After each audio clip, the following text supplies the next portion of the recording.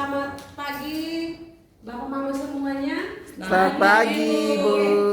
Sebelum kita memulai kegiatan kita hari ini, mari kita beri semangat untuk diri kita sendiri dengan melakukan tepuk semangat. Ayo kita bersama-sama melakukan tepuk semangat bersama-sama. Mulai 1, 2, 3, tepuk semangat. Semangat.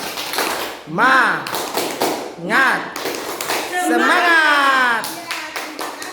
Oke, hari ini kita belajar tentang penelantaran terhadap anak. Jadi sebelum kita membahas panjang lebar tentang penelantaran, beta mau tanya sedikit ke Bapak Mama. Apakah di antara Bapak Mama ada yang tahu apa itu penelantaran terhadap anak? Kira-kira berdasarkan pengalaman atau berdasarkan Bapak Mama yang pernah dapat lihat di lingkungan sekitar tempat tinggalnya Bapak Mama. Kalau dari saya Ibu, pelantaran anak itu seperti orang tua yang tidak bertanggung jawab. Kalau contohnya kayak kita di Sabu sini biasanya anak yang istilahnya di luar nikah. Itu biasanya anak itu dititipkan saja ke dia punya nenek atau dia punya keluarga yang lain, sedangkan orang tuanya itu entah mungkin keluar daerah atau mungkin nanti menikah lagi, sehingga anak tersebut itu sepertinya secara pendidikan, secara kasih sayang dia tidak mendapatkan langsung dari orang tua kandung. Kira-kira seperti itu. Oke, kalian ada yang lain? Sama seperti pendapat sama seperti Bapak ya? Oh, ya.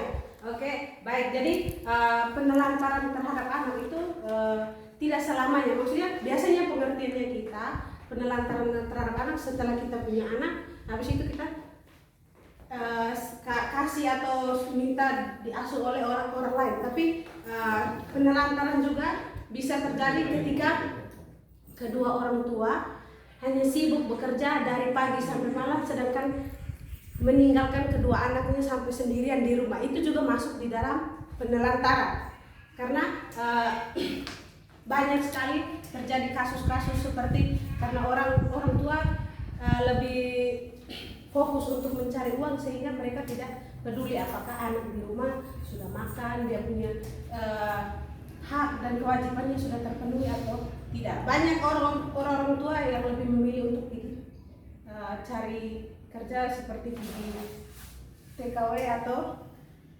pergi keluar daerah begitu. Oke, jadi penelantaran terhadap anak itu adalah tidak dilakukannya kewajiban dan tanggung jawab orang tua dalam memenuhi kebutuhan dasar anak, termasuk kasih sayang dan perhatian terhadap anak. Itu seperti contoh dari Bapak yang tadi.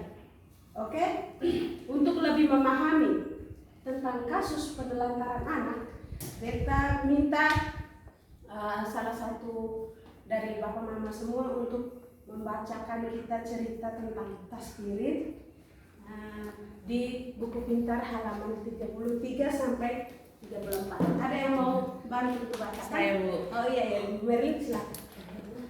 Kisah Taspirin, bocah 12 tahun yang harus menghidupi ketiga adiknya. Di sebuah dusun di Desa Gunung Lurah, Kecamatan Cilongok, Banyumas, Jawa Tengah, Taspirin 12 tahun harus mencari nafkah untuk menghidupi ketiga adiknya, Dendi 9 tahun, Rianti 7 tahun, dan Dario 5 tahun. Ayah mereka pergi bekerja di Kalimantan bersama kakak tertuanya, sementara ibunya meninggal akibat tertimbun longsor saat sedang mencari pasir 1 tahun lalu. Ketiga adiknya kini sangat mengandalkan Taspirin yang setiap hari harus bekerja di sawah dengan mencangkul, membersihkan sisa-sisa padi, serta menanam padi bersama warga desa pada saat masa tanam. Hampir setiap hari Taspirin mesti pergi ke sawah untuk mencari uang demi menghidupi ketiga adiknya. Kalau berangkat ke sawah jam 7 pagi dan pulang jam 12 siang. Kadang sehari dapat 30.000 sampai 40.000 sehari. Itu beli beras dan sayur. Sisanya untuk jajan adik. Jelas bocah yang telah putus sekolah itu. Pagi sebelum dia berangkat ke sawah, Taspirin harus memasak nasi dan sayur untuk adik-adiknya.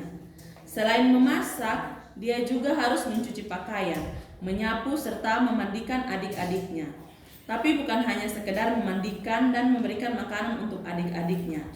Dia pun bertanggung jawab terhadap akhlak adik-adiknya dengan mengajak adik-adiknya sholat dan mengaji di musola depan rumahnya.